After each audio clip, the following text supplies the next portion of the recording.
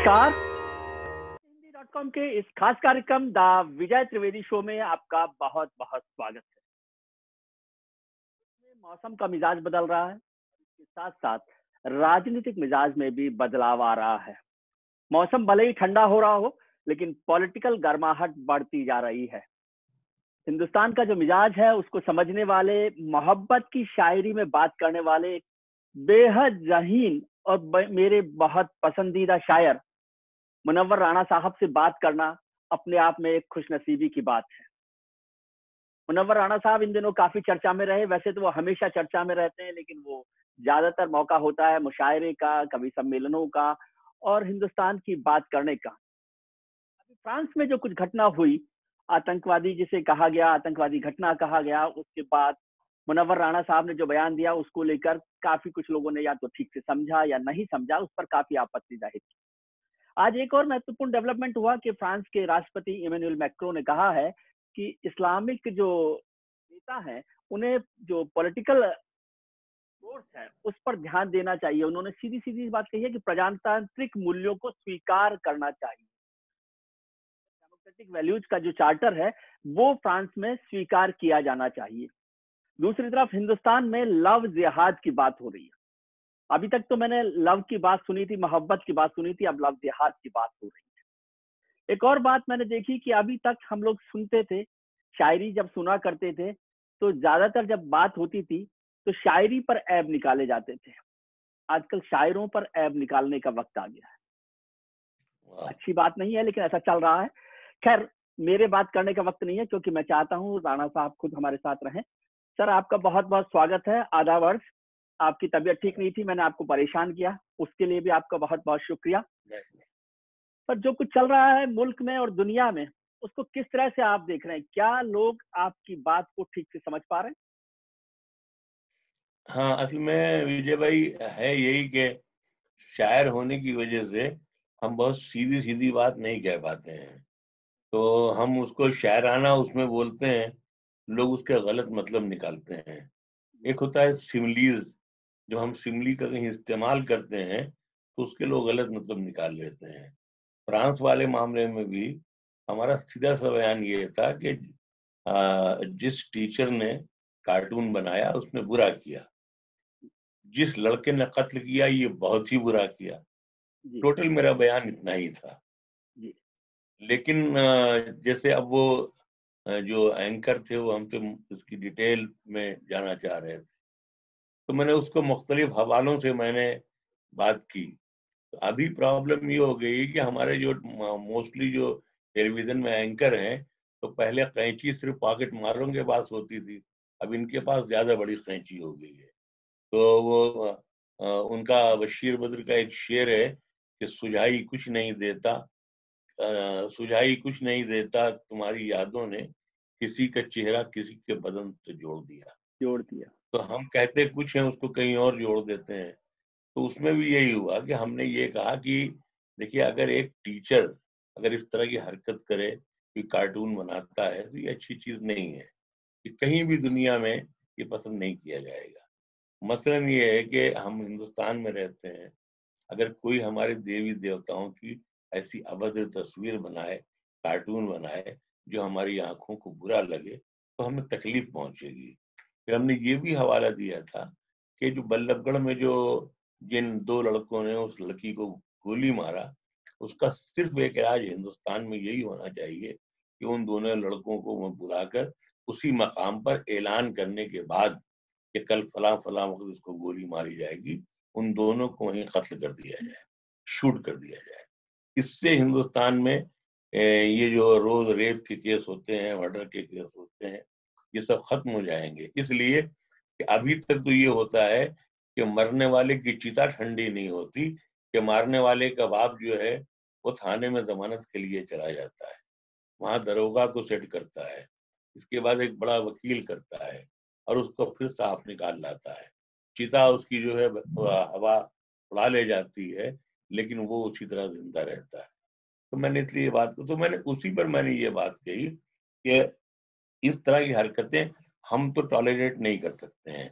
अगर कोई हमारा कोई आदमी या कोई भी ऐसा शख्स जो है अगर ऐसी कोई वहाँ माँ लक्ष्मी, माँ दुर्गा, माँ सरस्वती या माँ सीता या भगवान राम या भगवान कृष्ण की ऐसी कोई तस्वीर बनाए जो अभद्र हो, तो मैं उसको मार दूंगा। जी ये मैंने एक बात कही। तो सब उसने निकालने के बाद उसने कह दिया कि मुनव्वरा ने कि मैं खुद मार सकता हूँ। तो सिर्फ बात ये थी कि मेरे बयान को गलत गलत तरह से जी जो मैं कहना ये चाह रहा था कि ये एक ऐसा जज्बाती मामला है कि इसमें किसी को भी गुस्सा आ सकता है, और ये बुनिया अगर गुस्सा नहीं आता है तो इसका मतलब है फिर वो आदमी नहीं हुआ। अगर जी आदमी है तो उसे गुस्सा आएगा। अब गुस्से पे कितने परसेंट कंट्रोल करें, लेकिन 18, 19, 20 साल के लड़के जो हैं वो इसको बर्दाश्त नहीं कर पाते हैं। ये मेरा मकसद था, लेकिन उसको लोगों ने अलग अलग मतलब निकाला। अब फिर आजकल ये जो मुख्तलिफ सेल चल गए हैं, कहीं कोई ओएससी सेल है, कहीं एक आईटी सेल है, हर जगह सेल लगी हुई है। गलत बाजार की जानिब चले आए हैं हम शायद। चलो संसद में चलते हैं, वहां भी सेल लगती है, तो एक सेल वहां भी लगती है। तो अब ये मैं विजय भाई यही है कि वो एक शेर है कि लतीफ बात भी अहबाब को खटकती है, न जाने कौन सा कांटा मेरी जुबान में है। गुड। ये बात बिल्कुल ठीक है, लेकिन जो आपने बात कही वो बात पर ही कुछ लोगों को इस बात से ऐतराज था कि मुनव्वर राना साहब जो इतने सही शायर हैं, वो यदि इंतकाम की बात करें, हत्या की बात का समर्थन करें, तो और कानून की व्यवस्था से इतर जाकर, तो इससे लोगों को नाराजगी थी कि भाई हमारे यहाँ या दुनिया भर में लॉ एंड ऑर्डर का एक व्यवस्था है, उसमें हम किसी के हत्या को सपोर्ट करें या कहें कि हाँ ये ठीक हुआ, भले ही अपराध है, उससे लोगों को सर ऐतराज था। सर मैं आपकी बात कर रहा हूँ, माफ कीजिएगा, आप सही कह रहे हैं। ये मैंने इंतकाम के उस गिरोह में हमने नहीं कहा था, हमने गुस्से गिरोह में कहा था। और हिंदुस्तान में क्या, दुनिया में जितने भी कत्ल होते हैं, वो गुस्से में। 90% जो है ना वो गुस्से के आलम में होते हैं। ये जो प्लान बना करके इस तरह से, ये तो हुकूमत करती है कि विकास दुबे की गाड़ी पलटवा दे, किसी को घर से निकाल के इनकाउंटर कर दे, कोई मंदिर में पूजा कर रहा है उसको ले जाके मस्जिद में मार दे, कोई मस्जिद में इबादत कर रहा है उसको ले जाके मंदिर में मार दे। ये काम तो हुकूमतें करती हैं। हमारे मुल्क में इनकाउंटर जो है जितने हैं, 99% फर्जी होते हैं। अगर सचमुच अगर इंक्वायरी हो जाए तो हमारी जो पुलिस की जो ये पूरी टीम है, इनमें से 50% खुद जेल में चले जाएंगे। तो जिस मुल्क में गौ रक्षा के नाम पर अदालत की कोई जरूरत नहीं पड़ती है, खुद 100 लोग मिलकर के 4 मुसलमानों को मार देते हैं, वहां अदालत की कोई जरूरत ही नहीं है। अदालत में वो लकड़ी का कबाड़ खाना होके रह गया है। तो अब जी मेरे अंदर एक शायर भी तो है ना, शायर में एक बगावत भी है ना, शायर में एक झुंझलाहट भी है। और शायर शायर में विजय भाई सच बोलने की इतनी बीमारी होती है कि उससे है, भी नाराज रहता है। अब मेरी प्रॉब्लम ये है कि बीच में मैंने एक आलिमों पे मैंने एक बयान दे दिया था, तो सब मुसलमान मुझे गालियां बकने लगे। वो किसी का शेर है कि जाहिद तंग नजर ने मुझे काफिर जाना, और काफिर ये समझता है मुसलमान हूं मैं। बिल्कुल ठीक बात है, काफिर ये समझता है कि मुसलमान हूं मैं। लेकिन सर एक शेर था, एक लाइन थी कि जब तोप मुकाबिल हो तो अखबार निकालो। मतलब हमारे यहाँ जी हिंदुस्तान में जी ये जी। बात कही जाती थी कि जब तोप भी काम ना आए यस यस। तो हाँ अखबार निकालो। हाँ तो जो कलम का सिपाही हाँ। है मुनव्वर राना, वो आज जी। अपनी कलम की बजाय तोप पर आ जाए, ये थोड़ा सा कंट्राडिक्शन लगता है ना, क्योंकि शायरी में नहीं जो देखिए, ताकत असल है, में कलम में जो ताकत है, राणा साहब की शायरी की ताकत जो है, वो तो तोप से ज्यादा ताकतवर है, वो हजारों लाखों लोगों को नहीं दिल तक छूती है। देख देखिए, बुनियादी तौर पे हम शायर थे, शायर हैं, और इंशाल्लाह बहैसियत शायर ही मरना चाहते हैं। सियासत से हमारी कभी कोई दिलचस्पी नहीं रही। अब इस 69 साल की उम्र में मुख्तलिफ बीमारियों के साथ अ, अब मतलब ये है कि इसमें कोई सियासत से तो कोई दिलचस्पी रह नहीं गई होगी। लेकिन ये है कि असल में मसला ये हो गया है विजय साहब, आप तो खुद बहुत सीनियर पत्रकार हैं, कि जहां आप सच बोल देते हैं, जहां आपको गालियां पड़ने लगती हैं। तो मतलब देखिए, अगर कलम कलम अपने अहद की तारीख लिखता है, अपने जमाने का इतिहास लिखता है, अगर वो इतिहास अगर वो सच्चा नहीं लिख पाता है, तो फिर कलम से नारा डालना चाहिए, उससे लिखने पढ़ने का काम नहीं लेना चाहिए। तो जी, अगर कोई ऐसी बात कहें जो कम्युनल हो तो आप मुझे पकड़िए, कोई ऐसी बात हो जो लोगों को वरगलाने की हो तो आप हमें पकड़िए। हम तो एक ऐसी बात कहना चाहते हैं, किसी भी, जैसे लव जिहाद का मामला है, तो मैंने आपसे जी, अर्ज किया कि वो जो शायराना जो मेरा जो है लहजा, वो खराबी है उसकी। तो हमने कहा अब आप देखिए कि वो हमारे योगी जी लव जिहाद कानून बना रहे हैं। उनकी जी, प्रॉब्लम ये है कि ना उन्होंने कभी लव किया ना जिहाद किया, तो न वो लव का मजा जानते हैं न जिहाद का मजा जानते हैं। जिहाद के मतलब भी नहीं जानते हैं। जिहाद का मतलब जंग ही नहीं है। जिहाद का मतलब है कि अगर आप व्रत रखे हुए हैं और आपके सामने हम दुनिया की सबसे अच्छी गजा रख दें खाने के लिए, तो आप तब हाथ भी आप जोड़ लेंगे कि हम व्रत से हैं, हम नहीं माफ खा करते हैं। पाएंगे। ये इसी कंट्रोल को, इसी सब्र को, इसी जब्त को, इसी तहम्मुल को, इसी पेशेंस को जिहाद कहते हैं। या हम अगर रोजा रखे हुए हैं तो दुनिया की कीमती चीज आए तो हम बोले शाम को खिलाइएगा विजय भाई, अभी तो जरा मामला दूसरा है। जिहाद है किसी भी, यानी गुस्से को कंट्रोल करना भी जिहाद है। कंट्रोल। जिहाद का मतलब सिर्फ ये नहीं है कि तलवार लेकर के कहीं चले जाओ। तो अब अच्छा, फिर लव और जिहाद का जो ये फ्रेज बनाया जा रहा है जुमला, ये बनता नहीं है लव और जिहाद का। जी, हाउएवर बहरहाल अब वो एक लव जिहाद चल गया था। एक तो देखिए, वो एक उनका कुंवर महेंद्र सिंह बेदी का एक शेर है कि इश्क हो जाए किसी से कोई चारा तो नहीं, सिर्फ मुस्लिम का मोहम्मद पे इजारा तो नहीं।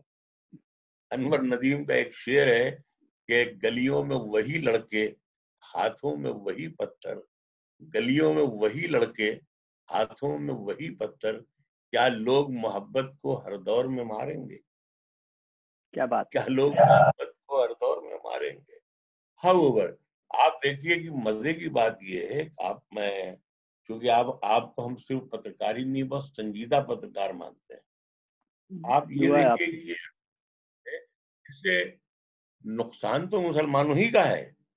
यानी अगर हमारे घर की एक लड़की बैठी रह जाती है और एक लड़का हमारे ही खानदान का वो किसी गैर मुस्लिम लड़की से शादी कर लेता है, तो इसका मतलब हमारे समाज की एक लड़की बैठी रह गई।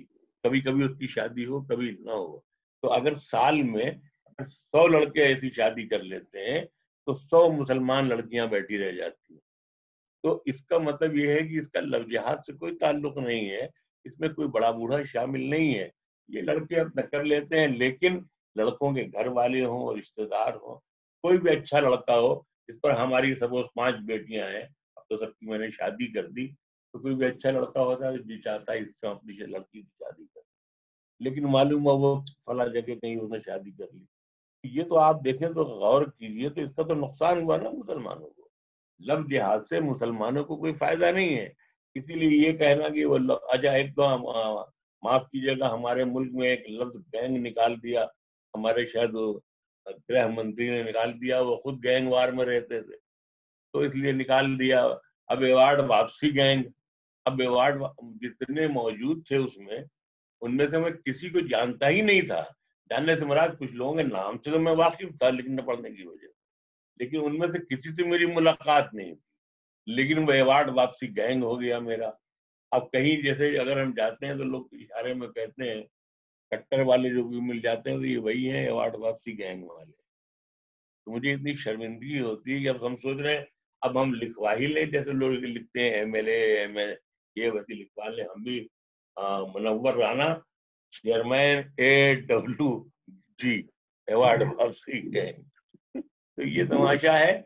लेकिन ये कि जैसे लव जिहाद का कानून बनाए, ठीक है, भाई देखिए उनकी हुकूमत है, वो कोई कानून बना दें, लेकिन इस कानून का कोई मतलब नहीं है। या तो योगी जी कुछ दिन लव करना करके देखें, या कुछ दिन जिहाद करके देखें। अब लेकिन वो जिहाद का मौसम उनका गुजर आया है, गुजर गया, क्योंकि वो मठ छोड़ करके सियासत में आ गए हैं। सियासत में आने के बाद जिहाद करना यानी अपने आप को उस तरह से कंट्रोल करना मुश्किल है।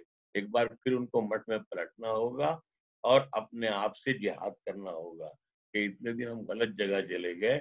सियासत किसी योगी का काम नहीं है, सियासत किसी संत का काम नहीं है, सियासत किसी मौलाना का काम नहीं है, सियासी लोग अलग मिट्टी के बने हुए होते हैं, झूठ भी बोल लेते हैं, जो बेईमानी भी कर लेते हैं, जो कंप्रोमाइज भी कर लेते हैं, लेकिन एक सच्चा और अच्छा आदमी न कंप्रोमाइज करता है न सियासत करता है। जी, तो सर वैसे आप क्या समझते हैं, जो लव जिहाद की टर्म को छोड़ दूं मैं, इंटर रिलीजियस मैरिजेज हिंदुस्तान जैसे मुल्क के लिए जरूरी है?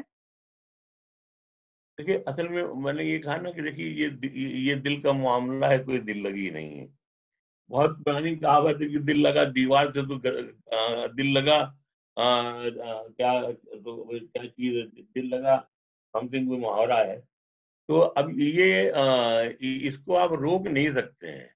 आप देखें कि हजारों बरस से जो ये हरियाणा वगैरह का जो इलाका है, राजस्थान का, बहुत से इलाके ऐसे हैं, मुसलमानों में भी ऐसे खानदान हैं कि सिर्फ मालूम हुआ कि अपनी प्रेस्टीज के लिए लड़की को मार दिया कि ऑनर उससे किलिंग का अलग जमाना, शादी करेंगे।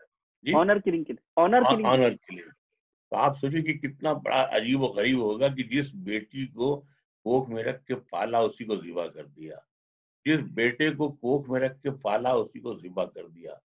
तो अब इससे भयानक और क्या होगा। लेकिन ये कि ये अंजाम जानते हुए भी आग जला देती है, और कुएं में अगर कोई कूदता है तो मौत हो सकती है। इसके बाद भी इश्क की रविश, इश्क की तपिश, इश्क की आग कम नहीं होती है। इसका मतलब है दुनिया का कोई भी लव जिहाद कानून बना दिया जाए, ये खत्म नहीं होगा। ये है कि अगर अभी साल में 100 लोग ऐसे मारे जाते हैं जैसे गौ रक्षा वाले मार देते हैं, उस वक्त 1000 मारे जाएंगे, लेकिन ये बंद नहीं होगा। लोग यही है कि भाग जाएंगे, यहाँ जाएंगे, वहां जाएंगे, मार दिए जाएंगे।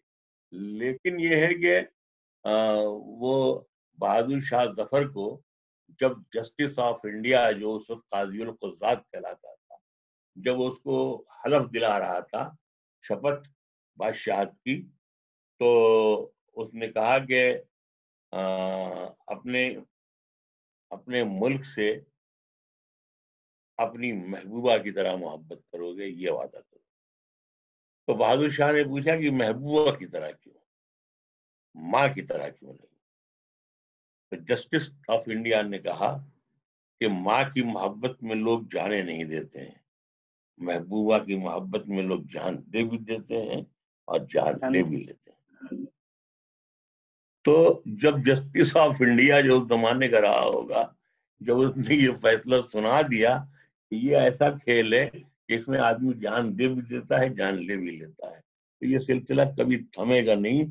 1000 योगी जी आ जाए कभी नहीं। आपने तो माँ पर और महबूबा पर, दोनों पर ही बहुत कुछ लिखा है, अब मैं आपको जी कह जी। दिया।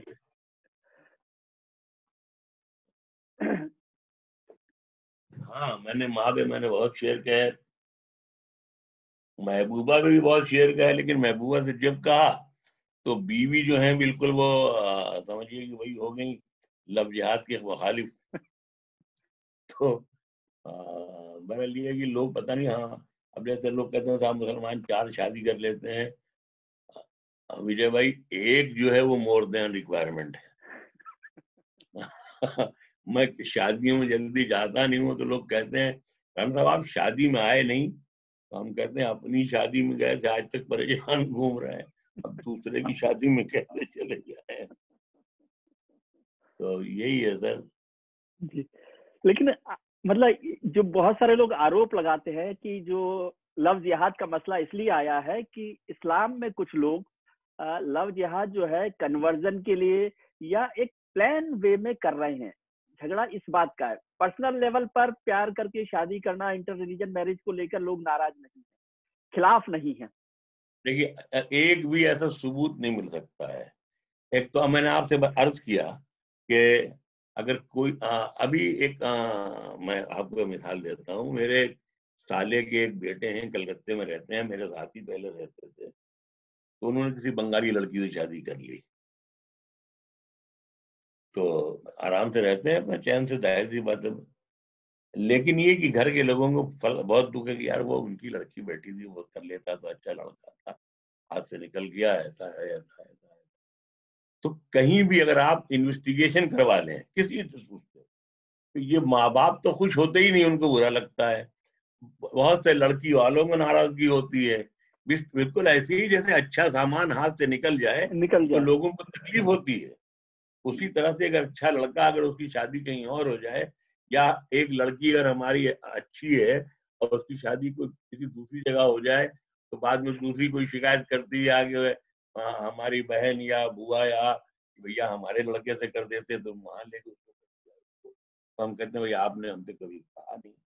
तो ऐसा बिल्कुल नहीं है। ये मैं एक 1000% में ये लिख के दे सकता हूँ। इसमें अव्वल तो माँ बाप शामिल नहीं होते, भाई बहन शामिल नहीं होते, और इश्क में सिर्फ पार्क शामिल होता है, इश्क में सिर्फ तन्हाई शामिल होती है, इश्क में सिर्फ टेलीफोन शामिल होता है। इश्क पहले खतो किताबत होती थी, हमने भी बहुत इश्क किए, लेकिन ये कि नाकाम हो गए। अब क्या करें, हमको भी योगी हो जाना चाहिए था। जब आदमी नाकाम होता है तो योगी हो जाता है, तो हमें भी यही होना चाहिए था, जहां मोहब्बत की, जो यहाँ किसी को भी कुछ हस्ब आरजू न मिला, किसी को हम न मिले और हम खुद को न मिला। आप योगी नहीं हुए, फाइटर हो गए, जिंदगी भर फाइट करते रहे। हम तो कलम के फाइटर हैं। तो अच्छा, फिर कभी भी ये है कि हमने कंप्रोमाइजिंग गुफ्तगू ही नहीं की। मसलन जैसे जब मैं पाकिस्तान गया तो मेरा नंबर बहुत देर में, वो मुझसे पूछा उसने कि आप हिंदुस्तान में रहते कैसे हैं साहब, मीडिया वालों ने पूछा 90 में। तो वहां तो बड़ा सब लोग मस्जिदों में नहीं आने देते, और ये है वो है, ये सब र्यूमर जो सब रहते हैं। तो हमने कहा कि ऐसा तो यार कुछ भी नहीं है, तो हमारे यहाँ तो कह रहे आपके यहाँ बड़ी नफरत है। हम कहें नफरत तो यार आपके यहाँ है। तो उस जमाने में हमारे यहाँ कोका कोला बंद था। तो मैंने कहा कि मैं यहाँ जब उतरा तो मैंने जिस गाड़ी से मैं आ रहा था, तो मैंने जो मेरा भाई था रिश्ते का, मैं नाम नहीं बताऊंगा, मैंने बाद में आप लोग उसको टॉर्चर करेंगे, तो मैंने उससे कहा कि यार तो कोका कोला भी लाओ, हमारे यहाँ बंद है, मैंने बहुत दिन तक पिया नहीं। तो उसने एक जगह रोका और फिर ब्रेक लगा दिया। तो हमने कहा क्या हुआ? कि नहीं, ये बलूची की दुकान है, यहाँ नहीं पियेंगे, आगे मुहाजिर की दुकान में। हमने कहा हमारे यहाँ नफरत है ही नहीं, किसी की दुकान हो, रात में लड़ाई होती है, सवेरे दोनों मिलके गालियां बकते हैं दंगा करने वालों को। तो हमने कहा हमारे यहाँ का मिजाज तो दूसरा है। वो कहने लगे कि वहां नहीं, आप सुना मस्जिद में ऐसा होता है वैसा होता है। हमने कहा देखिए एक बात समझ, हम हिंदुस्तान में उस जमाने 90 की बात हम कर रहे हैं, हमने कहा हम हिंदुस्तान में 80 करोड़ हिंदुओं की निगरानी में रहते हैं। दुनिया में इससे बड़ा सेफ्टी कवच तैयार नहीं किया जाता। वहां अगर दंगा कभी होता है, तो अगर 10 हिंदू हमको मारने वाले होते हैं, तो 15 बचाने वाले भी हिंदू होते हैं। आपकी फौज नहीं आ जाती है, अल्लाह मियां फरिश्ते नहीं उतारता है, वही हमारी मदद भी करते हैं। ठीक है, डर है, सब जगह लड़ाइयाँ हिंदुओं में भी होती है, सबसे होती है। तो बल्कि वो हमसे मीडिया वाला जल के पूछने लगा कि आप किसी मिशन पे आए हैं क्या यहाँ? मैंने कहा मिशन पे नहीं, आपको समझाने आए हैं कि सारे जहां से अच्छा हिंदुस्तान हमारा। तो ये जो हमारी जो मतलब एक मुल्क से मोहब्बत है, जो भी है। एक मुशायरे में मैं गया तो मेरा नंबर एकदम आखिर में आया, अजान हो रही थी, तो मैं खड़ा हुआ, 40,000 का मजमा होगा और लाइव चल रहा था टीवी पर। मैंने कहा हजरात, हमारे मुल्क हिंदुस्तान में अजान के बाद नमाज होती है, मुशायरा नहीं होता। आप लोग भी जाइए और नमाज पढ़िए और सो जाइए, अस्सलाम वालेकुम करके मैं बैठ गया। पूरा हंगामा हो गया। दूसरे दिन अखबार ये वो, डॉन अखबार ने लिखा कि Indian poet refuse to recite their poetry, he says हमारे मुल्क में अजान के बाद सिर्फ नमाज होती है। अखबारात ने लिखा, एक हिंदुस्तानी ने आकर के हमको हमको सिखाया ही इस्लाम क्या है, वगैरह वगैरह। तो हर उसमें मालूम है कि हम तो बिल्कुल साफ बोलने वाले, कहीं झुकने वाले नहीं, दबने वाले नहीं। हिंदुस्तान से इश्क की इंतहा का मेरा ये आलम है सर, कि जब मैं पाकिस्तान से एक बार लौट रहा था मुशारे से, तो जहाज जो था वो कहीं पर वो आया, एयर पॉकेट में लगा झूलने। टर्बुलेंस हो गए थे। Yes sir. तो मैं तो समझा कि गया आप।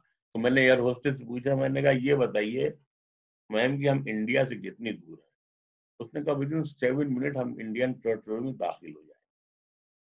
तो मैंने कहा या अल्लाह, अगर इसे क्रैश भी होना है तो 7-8 मिनट के बाद क्रैश हो, वरना मेरे खानदान को मेरी लाश बटोरने के लिए भी इनसे वीजा लेना पड़ेगा।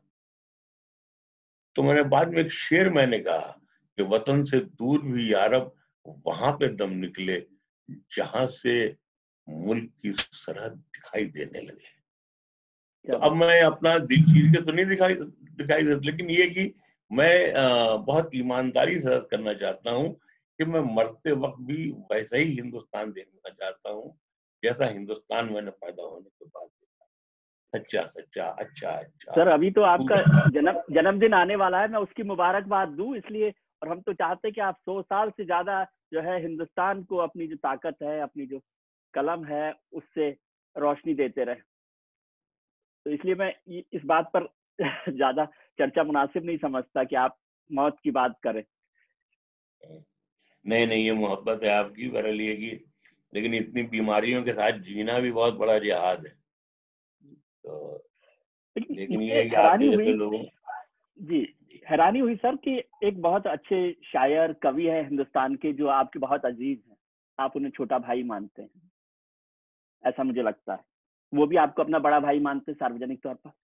उन्होंने ये फ्रांस वाली घटना के बाद एक ट्वीट किया, उसमें लिखा, नर्म अल्फाज, भली बातें, महज़्ज़ब लड़ने लहजे, नए अल्फाज, भली बातें, महज़्ज़ब लहजे, बारिश में ही ये रंग उतर जाते हैं। मैं तो इतना न पढ़ा लिखा आदमी हूँ न समझता हूँ, इसका क्या मायने हुआ? ये शायद कुमार विश्वास ने लिखा था। आपको ज्यादा जानकारी होगी, लेकिन मुझे नहीं हैरानी हुई। नहीं, मैंने पढ़ा नहीं, मुझे ऐसे ही किसी ने बताया था कि शायद कुमार विश्वास ने लिखा कि रंग उतर जाते हैं, क्या है वो। देखिए मतलब हम दोनों की हमारे मोहब्बत में कमी नहीं है, लेकिन वो एक बयान से शायद वो भी नाराज हो गए होंगे। लेकिन ये है कि हम शायरी नहीं है, हम एक क्रिटिक भी हैं, और हमारी जबान से निकला हुआ लफ्ज काउंट किया जाता है कि मुनव्वराना ने ऐसा लिखा या वैसा लिखा। मुझसे किसी ने पूछा था, और मैंने उनकी किताब में भी ये लिखा था। मैंने लिखा कि किसी ने मुझसे पूछा था कि कुमार विश्वास आ, आ, शायर हैं कि नहीं। हमने कहा नहीं, शायर। तो कहें कि बड़े शायर हैं कि तीसरे दर्जे के शायर हैं। मैंने कहा तीसरे, देखिए दर्जा और तो बहुत दिनों बाद बनता है। आज की तारीख में अभी हम दूसरी सफ में बैठने के लायक हुए थे, लेकिन हमारे जो पूर्वज थे जरा जल्दी खत्म हो गए, तो हमको आगे ला के बिठा दिया गया। लेकिन हमारी आगे बैठने की जो उम्र थी वो कम से कम 5 साल बाद आनी चाहिए थी। लेकिन जैसे किसी के घर के बड़े लोग जल्दी मर जाते हैं तो छोटे को 8 साल में वो यही वली है मौका मिल जाता है। वैसे बिठा दिया। तो हमने कहा देखिए असल में कुमार विश्वास हमको अपना बड़ा भाई पिता तुल्य कहते हैं। वो शायर अच्छे बुरे हो ये हम नहीं जानते, लेकिन उनकी हैसियत अदब में वैसे ही है जैसे जेवर बनाते वक्त तांबे की जरूरत पड़ती है। अगर तांबा न डाला जाए तो एक मंगलसूत्र भी नहीं बन सकता। तो वो उस कांटे की तरह है, तांबे के उस कांटे की तरह है, उस टांके की तरह है जिसके बगैर जेवर नहीं बनाया जा सकता। ये मैंने कहा था। तो ये उस वक्त उन्हें अच्छा लगा होगा 6-7 साल पहले, लेकिन हमारे ख्याल से अब उनको गलत फहमी ये हो गई होगी कि वो बड़े शायर हो गए हैं, तो उनको ये बुरा लगा होगा। वरना ये बात हमने 6-7 साल पहले कही थी। उन्होंने मुझसे किसी उसमें इंटरव्यू में हमसे कहा था कि आप बोल दीजिए, तो ये मैंने बोला था। अभी हमने उसमें जब बोल दिया तो वो शायद नाराज हो गए। तो देखिए असल में रंग जो उतरता है वो दीवारों का उतरता है, रंग मीनारों का नहीं उतरता है। तो हम तो मीनार है, मीनार का रंग नहीं उतरता है, दीवार का रंग उतर जाता है। हम तो जब तक रहेंगे इंशाल्लाह ऐसे ही रंग रहेगा, मर जाएंगे तब भी ऐसे ही रंग रहेगा, कहीं बदलेंगे नहीं। आपका एक शेर मुझे याद आ रहा है कि बिछड़ेंगे तो मर जाएंगे हम दोनों बिछड़ कर, एक डोर में हमको जी, डोर में हमको यही डर बांधे हुए। जी सर सर सर जी। बहुत हाँ ये बड़ा, संजीदा शेर है। हाँ बहुत ये असल में शेर आपको भी अच्छा लगा, और हमारा ख्याल से आप भी अपनी मिसेस को खुश करने के लिए ये शेर सुनाते होंगे। तो ये बीवियों को खुश कराने के लिए ये बहुत अच्छा शेर है कि बिछड़ेंगे तो मर जाएंगे हम दोनों बिछड़ कर, एक डोर में हमको यही डर बांधे हुए है। लेकिन इसमें एक शेर मुझे और ज्यादा अच्छा लगता है जी कि बिछड़ेंगे तो मर जाएंगे, हम दोनों बिछड़कर एक डोर में हमको यही। हर चेहरे में आता है नजर एक ही चेहरा, लगता है कोई मेरी नजर बांधे हुए। क्या बात है, क्या बात है, बहुत परवाज खूबसूरत। की ताकत भी नहीं बाकी है, लेकिन सयाद अभी तक मेरे पर बांधे हुए। आपने ये सियासी शेर है। हाँ बिल्कुल समझ गया मैं, सियासी हाँ जी। सियासत की बात करते, इसीलिए मैंने सियासी बात पर कहा कि जब आपने अवार्ड वापसी गैंग की बात की तो बहुत सारे लोग नाराज भी हो, और आपने कहा कि इस पर चर्चा आज तक होती रहती है। कुछ लोग ये सवाल करते रहे कि अवार्ड वापसी करने की कोई बात नहीं है, लेकिन ऐसा क्या हुआ मुल्क में कि 2014 में, मतलब 2000 से या 50 साल में, 70 साल में जो कुछ नहीं हुआ था वो 2014 में आके हो गया कि जो सब लोग थे उन्हें अवार्ड वापसी की जरूरत पड़ी। देखिए, सब लोगों का तो हम नहीं जानते हैं, जो जिसकी जो रही हो, लेकिन सिर्फ तकलीफ दे अमल में जो होता, जो कलबुर्गी का या जो भी, और इखलाक का जो कत्ल हुआ, उस वक्त मैंने अवार्ड वापस करते वक्त मैंने ये कहा भी था कि अगर ये रस्म दुनिया बन गई कि 100 आपके मिल गए हमको मार दिया, फिर कल 100 हमारे मिल गए आपको मार दिया, तो रस्म दुनिया चल जाएगी ये। तो ये अच्छा नहीं हुआ इस मुल्क के लिए। और मैंने ये बात कही थी आज उसमें, आज तक की बहस में, कि अगर मोदी, मैंने ये बात कही थी कि मोदी जी का ड्रॉबैक ये है कि अकबर जाहिल था मगर उसके पास 9 रत्न थे। हमारे प्रधानमंत्री जी पढ़े लिखे आदमी हैं, लेकिन उनके पास एक भी रत्न नहीं है। हमने कहा अगर हमारी उनकी थोड़ी सी भी कुर्बत होती तो मैं उनसे हाथ जोड़ के कहता कि चलिए और चल करके अखलाक के घर पे सिर्फ उसके आंसू पहुंच दीजिए। तो ये जो 20-25 करोड़ वोट जो इधर उधर मारे मारे फिर रहे हैं, ये किसी कांग्रेस के चक्कर नहीं है, ये सब आपकी तरफ चले आएंगे। इसलिए कि मुसलमान कोई दाढ़ी और टोपी वाला प्रधानमंत्री नहीं देखना चाहता है। जिन्नाह के बाद उसको सिर्फ हिंदुस्तान के हिंदुओं को अपना लीडर मानने में मजा आता है, क्योंकि वो डरने लगा है कि हमारा लीडर पता नहीं कहाँ बदल जाए, कहाँ बिक जाए, कहाँ नुकसान पहुंचा दे। तो सिर्फ यही कीजिए कि आप चलिए सर। और एक शेर हमने कहा, एक शेर ये है कि काले कपड़े नहीं पहने हैं तो इतना कर ले, एक जरा देर को कमरे में अंधेरा कर ले। तो हमने कहा अगर मेरे साथ वो मोदी साहब चले चले, और इसके बाद वो ये कहेंगे चलिए मनोहर भाई हम और आप मिलकर ये अहद करते हैं कि इस मुल्क में ये बीमारी खत्म कर देंगे जो दंगे की है, तो मैं उनके जूते तक उठाने के लिए तैयार हूँ। लेकिन एक कोई चैनल है ANI, बड़ा डेंजर है वो, तो उसने उनसे काट करके सिर्फ उसने छाप दिया कि मुनव्वर राना मोदी के जूते उठाने के लिए तैयार। सिर्फ नहीं छाप दिया, लीजिए साहब दूसरे दिन साहब अखबारात में मुनव्वर राना का सौदा हो गया, तय हो गया, और ये हो गया, और जूते उठाने के लिए तैयार। मुझे दूसरे या तीसरे ही दिन उनके PM साहब के PS का फोन आया था, तो उन्होंने कहा कि वो आपसे मिलना चाहते हैं प्रधानमंत्री जी। तो मैंने कहा लेकिन मैं अभी नहीं मिल सकता हूँ, इसलिए कि इतने लोग हैं, मैं अकेले जाने का कोई मकसद नहीं है। तो लोग, जिन लोगों ने भी वापस किया है वो मुझसे बड़े हैं, इल्म में भी और ज्ञान में भी, उम्र में भी, तो अकेले मेरा मिलना अच्छा नहीं है।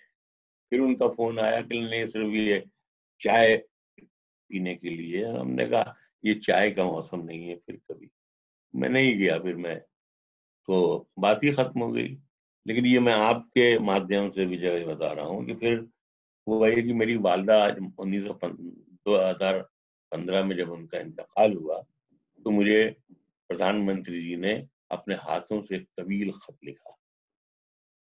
तो मैं कहीं ना कहीं से शर्मिंदा हुआ कि उन्होंने मुझे कई बार बुलाया और मैंने बदअखलाकी से इनकार कर दिया। लेकिन ये उनकी शराफत है कि मेरी कोई हैसियत नहीं है, मैं उनके मुकाबले में एक जर्रे की हैसियत भी नहीं है। लेकिन उन्होंने मेरी वालदा के मरने पर मुझे खत भेजा। एक साहब उससे और भी कई लोगों ने मुझसे कहा था कि आप आपसे पीएम साहब मिलना चाहते हैं। तो मैं खैर, एक जसीम साहब हैं, मैं दिल्ली गया हुआ था एम्स पैर के घुटने के ऑपरेशन के लिए। तो मुझसे जसीम कहने लगे आए हैं तो मिल लीजिए आप। तो मैंने कहा चलिए। तो खैर वहाँ हम गए मिलने के लिए। हमारे साथ और भी एक आध पत्रकार ही थे, वो भी थे। तो खैर मैं मिलने के लिए गया तो संजय बाउतर साहब मिल गए, जिन्होंने मुझे फोन किया था उस जमाने में। और उन्होंने कहा कि आदाब मौलाना साहब, मैंने ही आपको, अरे मैंने कहा I am very sorry Sanjay साहब, आपने 1.5 साल पहले मुझे फोन किया था, लेकिन यार माफ कीजिएगा, मैं दुनिया में भी जरा देर से आया, वरना मुमकिन है किसी मुल्क का बादशाह होता। तो खैर इतने में वो जितेंद्र सिंह साहब बैठे हुए थे, पार्लियामेंट्री अफेयर वाले। उन्होंने घूम के देखा कि ये बादशाह कौन आ गया। आदाब साहब, अरे मैंने कहा सर जम्मू में मिलिए। कहाँ, आप वहाँ होशियारों में मिलते थे यूनिवर्सिटी में। यहाँ खैर उसने कहा कि, उनके पीएस ने कहा कि देखिए 6 मिनट का टाइम है आपका। हमने कहा देखिए, अगर हमारे प्रधानमंत्री जी के पास वक्त नहीं है तो बेकार हम भी नहीं घूम रहे हैं, फिर कभी आ जाएंगे, कोई जल्दी तो नहीं। उसने सोचा ये पागल छागल मालूम होता है, भाग जाएगा। फिर मुझे वो अंदर भेजा, मैं गया। पर मैं बहुत मोहब्बत, मैं मिलके मतलब रियली आई इम्प्रेस्ड। तो खैर मैं गया, मैंने कहा आदाब, आइए आइए राणा साहब, आइए आपके साथ एक फोटो खिंचवा। जी सर। फिर इसके बाद कल आइए बैठिए। फिर मैंने कहा सर माफ कीजिएगा, मैं एक बात मैं पहले से अर्ज कर दूं,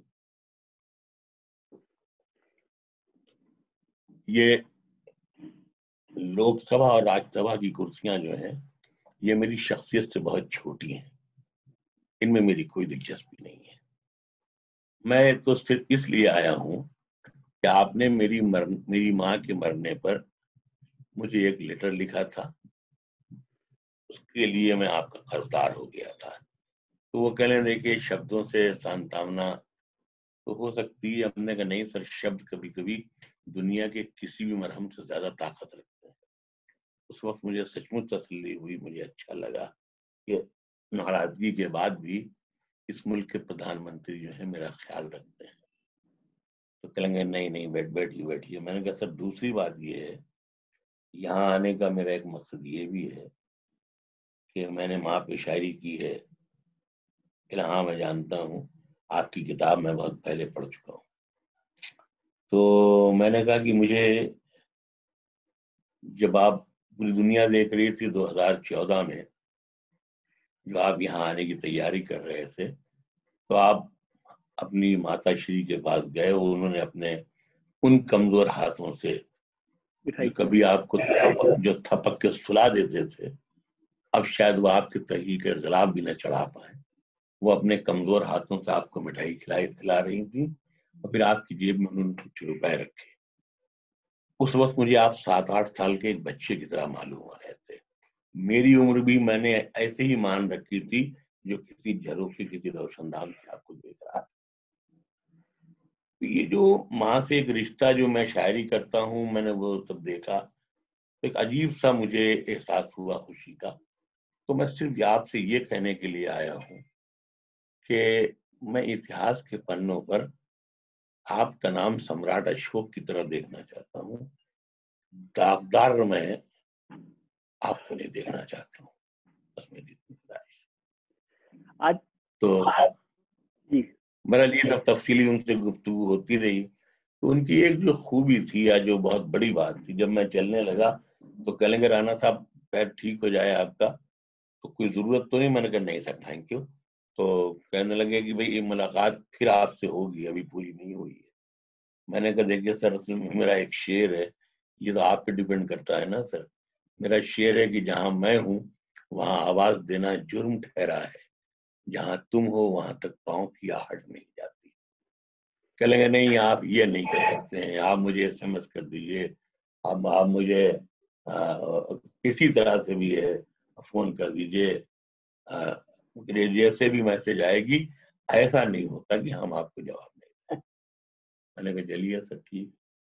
बाद में मैं एक बार फिर गया तो हमारे बेटे कहने लगे हमने तारीफ की। हमने कहा साहब मतलब ये है कि तमाम खराबियां हों जो भी हों सियासत में होती रहती हैं, लेकिन ये कि आदमी वो बहुत सब है। मेरे बेटे ने कहा तो मैंने फोन करवाया, मैंने तो वहाँ किसी ने उठाया। मैंने कहा भाई आप सिर्फ ये कह दीजिए कि मेरा नाम मुनव्वर राना है, मैं शायर हूँ। अब उन्होंने ये कहा था कि जब मिलना होगा आप सिर्फ कहलवा दीजिएगा, तो आप इतनी मैसेज छोड़ दें आप। तो दूसरे तीसरे दिन फोन आया, फिर हम गए मिलने के लिए बेटे को लेकर के। तो मतलब ये कि मैं ये चाहता था, मेरी ये ख्वाहिश थी कि अगर थोड़ी सी भी अगर ये कोशिश हो जाती तो शायद ये जो 20 करोड़ 15 करोड़ वोट जो तो मारे मारे फिर रहे हैं, ये खुद ब खुद भारतीय जनता पार्टी में आ जाते हैं। इनके लिए कोई कोशिश करने की जरूरत नहीं, क्योंकि वोट देखिए किसी से कोई रिश्तेदारी तो थी नहीं। अगर भाई वो उनका शाद आरफी का एक शेर है कि जो पेश आए गरीबों से इनकिसार मतलब मुलायमियत, जो पेश आए गरीबों से इनकिसार के साथ, तो हमको जिद भी नहीं है अहले इक़्तिदार के साथ। कोई भी प्रधानमंत्री बन जाए, हमें क्या लेना देना है। लेकिन आपकी इतनी मुलाकात और 6 साल हो गए मोदी जी को प्रधानमंत्री हुए, वजीर हुए, आपको लगता है कि हिंदुस्तान में मुसलमानों के लिए कोई परेशानी है? नहीं, परेशानी ही परेशानी है साहब। मोदी जी की आप वजह से? देखिए। हाँ, मोदी जी की नहीं नहीं वजह से? देखिए देखिए असल में जैसे मेरा एक छोटा सा ट्रांसपोर्ट है, अगर कोई भी गलती होगी तो उसमें इल्जाम तो मेरे ही ऊपर आएगा ना कि ये मालिक इनके खराब होंगे। मैंने अब जैसे हमारे योगी जी हैं, और बेचारे आते ही उन्होंने गोश्त बंद कर दिया। तो आप ये देखिए कि गोश्त बंद करने का मतलब क्या हुआ कि 4 साढ़े 4 5 लाख मुसलमान खासतौर से उसमें हिंदू भी हैं जो गोश्त खाते हो ना खाते हो, लेकिन उस कारोबार में इन्वॉल्व है। उनके पास जानवर हुए बेच दिए, उससे शादी कर दी, ये कर दी, जो भी सब उन्होंने काम ठप करवा दिया करके। अब आप ये बताइए अभिजय साहब, आप बहुत संजीदा पत्रकार हो, ये जो 4-5 लाख जो अचानक बेकार हो गए, इनके बच्चे या ये अगर पैसा कहाँ से लाएंगे? चोरी करेंगे, छीनेंगे, लूटेंगे कहीं ना कहीं से। अब इनको पुलिस पकड़ेगी, और आपको मालूम है कि हिंदुस्तानी पुलिस कल मुझे पकड़े और ये बता दे कि ये दुनिया का सबसे बड़ा मास्टरमाइंड है, इसने जो हिंदुस्तान में जितने धमाके हुए थे सब में ही शामिल था, और किसी दिन ये ऐलान कर दिया था इसने कि हम ताजमहल को भी उड़ा देंगे, और पूरी दुनिया मान लेगी, हाँ हिंदुस्तान मान लेगा, हाँ सही है। तो मतलब ये कि ये जो लड़के पकड़े जाएंगे ये कहाँ, कोई लगा दे उनके ऊपर दफा कि ये हुआ, ये करे, ये किया, आतंकवादी जो भी। तो कहने का मतलब सर, मैं बहुत माजरत के साथ ही कह रहा हूँ कि अगर हुकूमतें झोंपड़ी भी गिराती हैं तो पहले जहन बना लेती हैं कि इनको आबाद कहाँ किया जाएगा। लेकिन अचानक आपने इतने लोगों को बर्बाद कर दिया और आपने सोचा भी नहीं, तो ये तो अच्छा नहीं हुआ सर, ये बिल्कुल अच्छा नहीं हुआ। वक्त नहीं है, लेकिन आपसे बात करने का तो मन सिलसिला चलता ही रहता, इच्छा रहती है। एक सवाल, आपने जो अभी बात की मुसलमानों की सियासत की कि टोपी वाले और दाढ़ी वाले नहीं चलेंगे, उसी में आपने बिहार चुनाव का जिक्र करते हुए ओवैसी साहब का जिक्र कर दिया था कि यस बिहार हार गया, ओवैसी जीत गए। क्या मायने यस इसका? यस। आप ओवैसी साहब को नहीं मानते? नहीं था? नहीं देखिए असल में हम ये जानते हैं कि हिंदुस्तान, जब हम बहुत शान से एक बात देखिए, असल में ओवैसी जहाँ रहते हैं न वहाँ गंगा है न जमुना है, समझे आप। वहाँ ऐसी कोई भी चीज है, न वहाँ ताजमहल है न कुंभ है, समझे आप। न वहाँ अयोध्या है न शामीना है, न वहाँ शेख सलीम चिश्ती सो रहे हैं, वहाँ कुछ भी नहीं है। और हैदराबाद से उत्तर प्रदेश का रिश्ता वैसे ही है जैसे महात्मा गांधी का खराब लोगों से, बहुत दूर का रिश्ता। अगर हम ये कहते हैं ओवैसी अपनी 2 लड़कियां यहाँ ब्याह दें और इसके बाद सब करें, ठीक है, अभी तो यहाँ आग लगाते हैं भाग जाते हैं, दंगा होगा तो हम मारे जाएंगे, उनको तो कोई नुकसान पहुंचेगा नहीं। गंगा जमनी जो एक कल्चर है वो हमारे यहाँ है, हम रायबरेली के रहने वाले 650 साल से उस शहर में रहते हैं।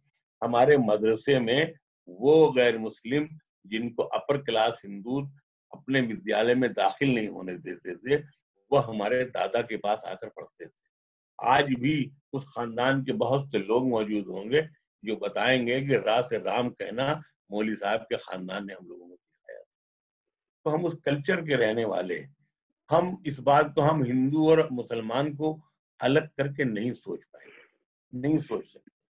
हम ये कहते हैं हिंदुस्तान, उत्तर प्रदेश में अगर 1000 वैसी भी पैदा हो जाए तो यहाँ क्या वो मुसलमानों की हुकूमत बना लेंगे?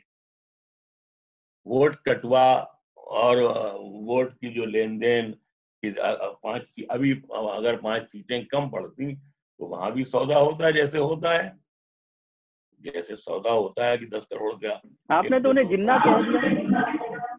जिन्ना मैंने इसलिए कहा कि जब आप एक मतलब हिंदुओं से किसी को काट रहे हैं तो वही हरकत थी जो जिन्ना ने की थी ना। जिन्ना भी तो जाहिर सी बात है कि उन पर मुसलमान भी फख्र करता था, हिंदू भी फख्र करता था। वो हिंदुस्तान का ऐसा लीडर था जो महात्मा गांधी के पैरनर माना जाता था। अच्छा, जाहिर सी बात है उनके भी बहुत जो पुराने लोग थे सब गैर मुस्लिम ही थे जिन्ना के। तो जिन्ना से हिंदुस्तान के लोग मोहब्बत करते थे और जिन्ना को लाया ही इसलिए गया था कि मोहम्मद अली जौहर जब मर गए थे तो कांग्रेस को एक ऐसा फेस चाहिए था, ऐसा चाहिए था जो मुगलों के खिलाफ खड़ा हो सके। लाया इसलिए, सॉरी, अंग्रेजों के खिलाफ। अंग्रेजों के खिलाफ खड़ा। लेकिन अचानक कुछ सियासत भी थी उसमें, ये नहीं कि कांग्रेस दोषी ना रही हो, पहले मैं बनूंगा, पहले मैं बनूंगा, पहले मैं बनूंगा, इसमें जो भी हुआ हो। लेकिन ये है कि अननेसेसरी दुनिया का सबसे बड़ा जो माइग्रेशन हुआ, सबसे नुकसानदेह जो माइग्रेशन हुआ, सबसे तकलीफ दे जो माइग्रेशन हुआ, वो हिंदुस्तान और पाकिस्तान का है। तो मेरा सिर्फ यही कहना है कि आप इस तरह मतलब जय भीम, जय जय मीम का नारा सब लगाते हैं।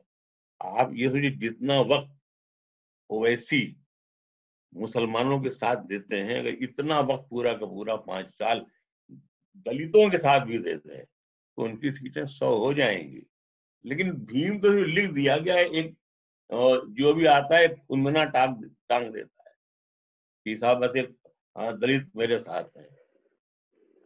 ये मेरा उनसे जो एतराज है वो यही है कि उत्तर प्रदेश और बिहार की सियासत हैदराबाद के 4 मुसलमान मोहल्लों से अलग है।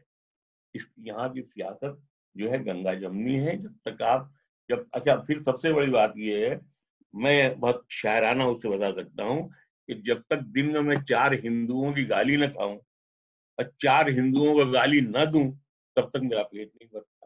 यानी मेरी दोस्ती है उन लोगों से, दोस्ती। तो मैं इसके बगैर मैं बच नहीं सकता हूँ, मुझे मजा ही नहीं आता हूँ। तो मेरा कहने में तो ये मेरा मिजाज है। जब तक रायबरेली में गुजरे, और भौजी नमस्ते, और भौजी का हाल चाल है, गुजिया उजिया, हाँ भैया खिलाफ खिलाफ, तो हम इससे बच के निकल नहीं सकते हैं, हम मर जाएंगे।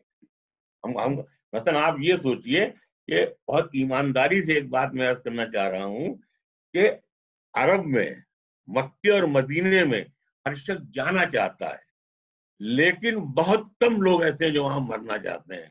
वहां रहते हैं हिंदुस्तान के मुसलमान, आखिर वक्त में लौटने से कहते हैं भैया अब हम जा रहे हैं वहीं अपना मराओ अपना हिंदुस्तान में, तुम यहाँ काम वाम संभालो। तो मरना जी आदमी हिंदुस्तान में जाता है। अच्छा, वजह ये है कि ये मेरा मादर वतन है, ये मेरी माँ का वतन है। मैं दिन में 97 बार इस जमीन की मिट्टी को चूमता हूँ।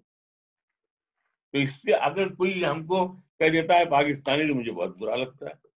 जी सर, वक्त बिल्कुल इजाजत नहीं दे रहा। आपसे तो बहुत बातें करने का मन करता है। मुझे याद आ रही थी बात, किसी ने कहा मुझे कि रायबरेली की कोठी गजलगांव में दरवाजा, पिछला दरवाजा सुबह 4 बजे इसलिए खुल जाता था कि हिंदू लोग अपने मंदिर के लिए फूल जो है वहां अभी से भी, उठा, है ना। अभी भी, आपका एक जी शेर जी जी। आखिरी में मैं याद कर रहा हूँ, फिर आपसे कुछ 2-4 शेर मैं आपसे सुनना चाहता हूँ, क्योंकि ये लालच तो मैं नहीं छोड़ना चाहता, वक्त नहीं है तब भी। कि मैं इस मिट्टी से उठा था बगुले की तरह, मिट्टी से उठा था बगुले की तरह, और फिर एक दिन इसी मिट्टी में मिट्टी मिल गई। कैसे लिखते मैं हैं इसी आप ये सब? मिट्टी से मैं इसी मिट्टी से उठा था बगुले की तरह, और फिर एक दिन मेरी इसी मिट्टी में मिट्टी मिल गई। बस आपसे रिक्वेस्ट है, कुछ 2-4 शेर मुझे सुना दें आखिरी तो। शायरी में पेंटिंग बहुत की। जब मेरे ससुराल बलरामपुर है, तो मैं अक्सर वाया बलरामपुर से फैजाबाद होके आता था, लौटता था रायबरेली या लखनऊ। तो रास्ते में जब मैं सरजू पुल पर आता था, तो मुझे वहां से दिखाई देती थी, मस्जिद दिखाई देती थी और मंदिर दिखाई देते थे। तो मुझे वो मंजर बहुत अच्छा लगता था, बहुत अच्छा लगता था। तो मतलब एक मुसलमान की हैसियत से नहीं, एक हिंदुस्तानी की हैसियत से, एक इंसान की हैसियत से, एक शायर की हैसियत से, तो मैंने एक शेर मैंने कहा कि मजहबी लोगों के होठों पर खामोशी थी मगर, मजहबी लोगों के होठों पर खामोशी थी मगर, मंदिरों मस्जिद को देखा गुफ्तगू करते हुए। तो मुझे ऐसा लगता था कि जैसे ये हिंदू मुसलमान सब सर जोड़ करके बैठे हुए हों और प्लान कर रहे हो कि देश को कैसे चलाना है। यानी भगवान राम जहाँ है, वहां उनके जो सब अनुयायी हैं वो सब जमा है, वो सोच रहे हैं कि भाई देश को। तो मुझे बहुत अच्छा लगा। जब अचानक बीच से वो गायब हो गया, तो फिर मैं वहां से गुजरा, तो मैंने एक शेर कहा कि फिर कबूतर की वफादारी पे शक मत करना, वो तो घर को इसी मीनार से पहचानता था। तो जैसे इंसान को बताया जाता है ना कि 5वीं गली से दाहिने जाना बाएं जाना, जी, वैसे तो कबूतर कबूतर। भी तो परिंदे भी तो जानते हैं ना, यूं उड़ना, यूं मंदिर आएगा, मंदिर से वहां मस्जिद आएगी, वहां से उतर जाना। तो मुझे लगा, मुझे इसके बावजूद हमने शेर यही कहा कि ये सोच के मंदिर की हिफाजत में लगा हूं, एक रोज तो मस्जिद कभी मीनार। क्या बात है, क्या बात ये सोच के मंदिर की हिफाजत में लगा हूं, एक रोज तो मस्जिद कभी मीनार बनेगा। फिर हमने शेर ये कहा कि जो मुझको सांप, जब उन्होंने बाल ठाकरे साहब ने कहा था कि मुसलमान हरे सांप होते हैं, तो हमने शेर कहा था कि जो मुझको सांप कहता था, उससे मैं एक रोज जाकर लिपट गया, उसे चंदन बना। जो मुझको सांप कहता था, उससे मैं एक रोज जाकर लिपट गया, उसे चंदन बना दिया। तो कहने वाला, हमने कभी भी कोई कंट्रोवर्शियल, कोई शेर भी आप ऐसा नहीं बता सकते जो हमने कंट्रोवर्शियल कहा है। तो हमारा अच्छा वजह यही कि हमने जोड़ने ही कश के शेर थे। माँ से मोहब्बत की, महबूब से भी मोहब्बत की, तो उसको माँ बना के रखा। मैंने कहा नहीं, लोगों ने एतराज किया था, महबूबा माँ कैसे महबूबा हो सकती है। मैंने कहा जब भगवान राम के महबूब, जब आचार्य तुलसीदास के महबूब भगवान राम हो सकते हैं, तो मेरी माँ भी मेरी महबूब हो सकती है। तो मेरा मैं कुछ शेर मैं आपको और सुना दूं। एक मतलब ये है कि आए हो तो एक मोहरे गदागर, फकीर का चुंबन जो मस्तक पे ले लेता है संत। आए हो तो एक मोहरे गदागर भी लगा दो, इस चांद से माथे पे ये झूमर भी लगा दो। आए हो तो एक मोहरे गदागर भी लगा दो, इस चांद से माथे पे ये झूमर भी लगा दो। अजदाद की खुशबू मुझे जाने नहीं देगी, अजदाद की खुशबू मुझे जाने नहीं देगी, इस पेड़ के नीचे मेरा बिस्तर भी लगा। क्या बात है, अजदाद की खुशबू, बहुत खूब। हाँ पूर्वज, अजदाद की खुशबू मुझे जाने नहीं देगी,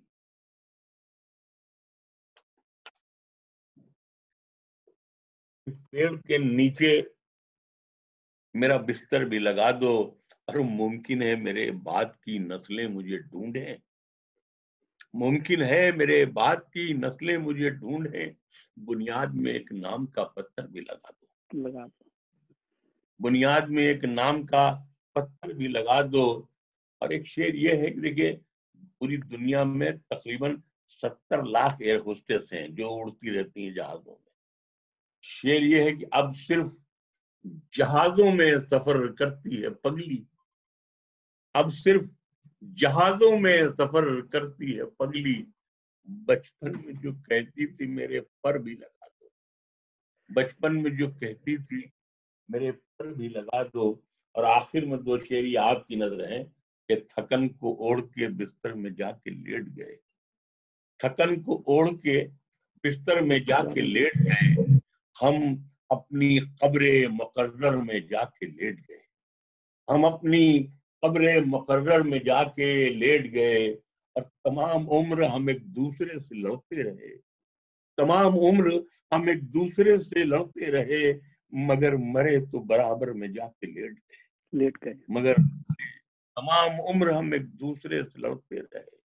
आखिर में एक शेर ये है कि ये देखकर पतंगे भी हैरान हो गई, ये देखकर पतंगे भी हैरान हो गई, अब तो छतें भी हिंदू मुसलमान हो गई, ये देखकर पतंगे भी हैरान हो गई, अब तो छतें भी हिंदू मुसलमान हो गई।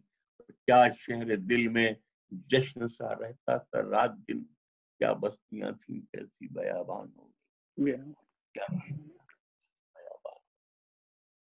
बहुत शुक्रिया सर, आपने मेरे लिए वक्त निकाला, और फिर मैं आपको एक बार मुबारकबाद देता हूँ सालगिरह के लिए आने के लिए, और हम उम्मीद करते हैं और ऊपर वाले से दुआ करते हैं कि 100 साल आपकी आवाज को सुनते रहें, आपकी कलम की रोशनी को चमकते रहें। इज्जत के साथ, सेहत और ईमानदारी के साथ जिंदा रहें। और मुझे जो लोग मुझसे नाराज हैं, मैं उनसे माफी भी चाहता हूँ। मुमकिन है कोई बात मुझसे गलत निकल गई हो, तो हम उम्र के उस पड़ाव पर हैं कि हम कहीं से फिसल भी सकते हैं, कहीं से गिर भी सकते हैं। तो लफ्ज का फिसलना, जबान का फिसलना कोई बड़ी बात नहीं है। बहुत शुक्रिया सर, अपना ख्याल रखिए, ध्यान रखिएगा, बहुत शुक्रिया, थैंक यू। सत्य हिंदी के और वीडियोस को देखने के लिए हमारे YouTube चैनल को सब्सक्राइब करें और सीधे नोटिफिकेशन पाने के लिए बेल आइकन दबाएं।